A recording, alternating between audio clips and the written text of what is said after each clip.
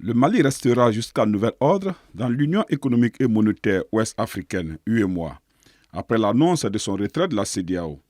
C'est l'annonce faite par le ministre des Affaires étrangères et de la coopération internationale, Abdoulaye Diop, en visite à Lomé où il a été reçu par le président togolais Faure Gnassingbé.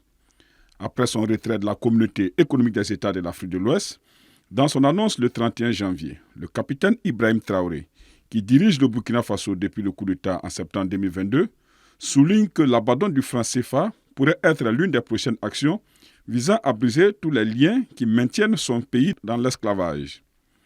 Pour le moment, seules les autorités de la transition du Niger ne se sont pas prononcées sur la question. Toutefois, le 10 décembre dernier, le général Abdrahmane Tiani, qui préside le Niger depuis le coup d'État en juillet 2023 contre Mohamed Bazoum, a fait savoir que les trois pays prévoient de créer une alliance politique et monétaire. En plus du domaine sécuritaire, notre alliance doit évoluer dans le domaine politique et dans le domaine monétaire. Puisque cette alliance a in fine pour objectif de créer des conditions de prospérité pour nos peuples, pour le peuple du Sahel. Mais pour l'économie sénégalaise, Samba Sylla, ces trois pays se donnent sans doute juste du temps avant de créer une monnaie qui leur sera commune. Quant à l'économiste togolais, Yves Ekoué Amaïzo, il estime pour sa part qu'il pouvait y avoir cette fois des discussions au sein de l'Union en vue d'une refonte de l'institution financière. Surtout que la fin de cette monnaie a été annoncée lors de la visite d'Emmanuel Macron en Côte d'Ivoire en décembre 2021 et que la monnaie unique de la CEDEAO est espérée pour 2027.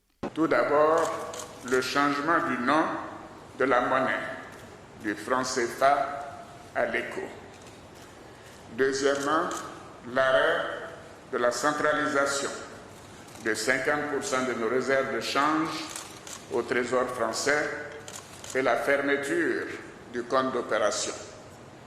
Troisièmement, le retrait des représentants de la France de tous les organes de décision et de gestion de l'UEMOA. Les détracteurs du franc CFA, dont la convertibilité est garantie par le Trésor français, le considèrent comme un héritage de la colonisation, tandis que ses partisans affirment qu'il a apporté une stabilité financière indéniable dans la région. L'UEMOA avait ordonné le jet des avoirs du Mali, du Burkina et du Niger après le coup d'État militaire.